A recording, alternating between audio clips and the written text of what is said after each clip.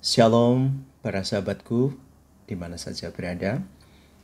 Kita sekarang ada di bagian terakhir dari presentasi saya, refleksi saya tentang tema jatuh cinta. Pada bagian ini saya ingin melihat bagaimana proses yang terjadi ketika saya memutuskan untuk memilih jalan panggilan yang khusus, yaitu hidup bakti. Dan ketika saya melihat proses yang terjadi, memang sungguh sangat unik bahwa dalam proses untuk jatuh cinta kepada panggilan Tuhan, bukan berarti bahwa kemudian saya terbebas dari cinta manusiawi.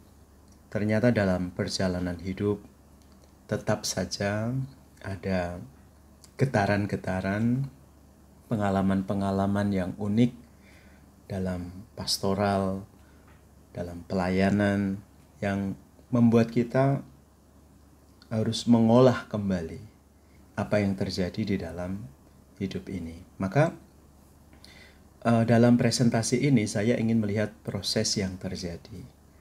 Sebenarnya bagaimana saya menempatkan diri saya ketika saya secara khusus mempersembahkan hidup kepada Tuhan. Maka ini adalah bagian dari pergumulan yang selama ini terjadi pada diri saya, dan saya berharap apa yang sudah saya alami ini bisa meneguhkan, memberikan inspirasi untuk para sahabat saya yang memilih jalan panggilan hidup bakti. Dan semoga pengalaman ini juga memberikan pemahaman yang kurang lebih jelas bagi sahabat-sahabatku yang mempunyai panggilan yang lain dan mungkin ingin mengerti, memahami, sekaligus juga melihat apa yang terjadi dalam diri panggilan kami, orang-orang yang berjubah ini. Maka mari kita lihat proses yang terjadi. Nah, yang terjadi adalah demikian. Pertama, kita harus matang secara pribadi. Maka saya sering menyebut dalam istilah bahasa Inggris to be human. Jadi kita benar-benar harus menjadi pribadi yang matang, pribadi yang dewasa, pribadi yang bisa memberi pertimbangan-pertimbangan secara tepat, secara benar. Nah, kurang lebih seperti itu. Jadi saya sebagai orang yang memilih panggilan hidup bakti, saya harus beres dulu ya bagian dasar ini, yaitu to be human, menjadi sungguh manusia ya, sungguh manusia normal ya. Tidak abnormal tapi normal. Jadi mempunyai kapasitas, kemampuan sebagai seorang manusia. Jadi harus to be human. Lalu yang kedua adalah menjadi the person of faith. Jadi ketika saya selesai dengan hidup saya menjadi pribadi yang dewasa, ada gerakan lain yang mendorong saya supaya saya semakin mantap lagi menjadi pribadi beriman. Nah, pribadi beriman artinya adalah benar-benar saya menjaga relasi saya dengan Tuhan secara lebih dekat, karena saya yakin setiap orang yang digerakkan dengan iman, maka kemudian secara otomatis nalurinya, nature-nya, secara alami dia ingin membangun kedekatan relasinya dengan Tuhan. Dan saya seringkali memberi nasihat ketika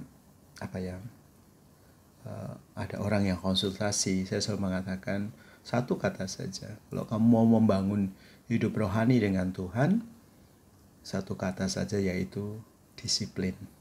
Disiplin artinya kamu menyediakan waktu dalam komunikasimu dengan Tuhan.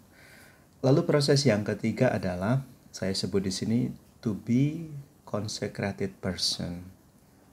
Nah, intinya adalah bahwa kita dengan sadar mempersembahkan hidup kepada Tuhan. Atau dalam bahasa Indonesia seringkali ungkapan ini disebut dengan hidup bakti. Nah, di balik hidup bakti adalah ada persembahan. Jadi saya mempersembahkan hidup saya kepada Tuhan. Secara khusus saya mempersembahkan hidup saya kepada gereja. Saya mempersembahkan hidup saya kepada umat Allah, kepada dunia. Jadi untuk sampai kepada keputusan ini tentu ada proses, ada pendampingan dari para formator, sehingga kemudian saya berani kalau dalam hidup bakti itu pertama ada proses first profession, jadi kaul pertama, lalu kemudian dilihat lagi prosesnya, kemudian ada kaul kekal. Setelah kaul kekal sudah ada tahapan berikutnya, kalau mau menjadi imam ada tabisan diakon, lalu kemudian ditabiskan menjadi seorang imam. Tapi intinya adalah menjadi orang yang berani mempersembahkan diri. Nah, ketika ketiga proses ini sudah terjadi secara matang dalam hidup kita, menjadi pribadi yang dewasa, menjadi pribadi yang beriman, lalu menjadi pribadi yang berani untuk mempersembahkan diri, lalu ada istilah yang terakhir yang saya sangat suka, saya senang menggunakan istilah ini, yaitu Soli Deo.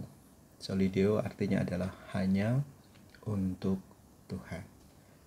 Cinta yang tidak terbagi. Meskipun saya harus mengakui jujur, dalam proses tetap ada getaran-getaran yang menjadi ya mungkin kalau orang mudahnya adalah godaan, ya, godaan untuk jatuh cinta kepada yang lain. Tapi setidaknya Soli Deo mau menekankan tentang hanya untuk Tuhan. Jadi mempunyai cinta yang tidak terbagi. Dan bagaimana itu bisa diwujudkan? Nah, diwujudkan dalam pelayanan. Nah, dalam pelayanannya adalah jangan pelayanan yang pilih kasih. Jadi kita bisa menerima semua dari segala macam status, pangkat, jabatan, latar belakang, budaya, atau apa saja. Yang jelas kita menerima mereka sebagai satu sahabat, gitu, atau sebagai umat Allah yang kita layani. Maka Soli Deo, cinta kepada Tuhan, terwujud dalam pelayanan kita kepada sesama. Nah, itu saja para saudara-saudari, para sahabatku yang dicintai oleh Tuhan. Maka saya sudah memberikan pemaparan secara komprehensif tentang tema jatuh cinta. Semoga ini memberikan inspirasi dan sekaligus juga membantu kita untuk tadi dalam proses memurnikan perjalanan hidup panggilan. Lalu kalau ditanya apakah Romo Santoso pernah jatuh cinta? Ya, pernah jatuh cinta. Tapi kemudian cinta yang disadari ini dipersembahkan kepada Tuhan yang akhirnya adalah Soli Deo, hanya untuk Tuhan.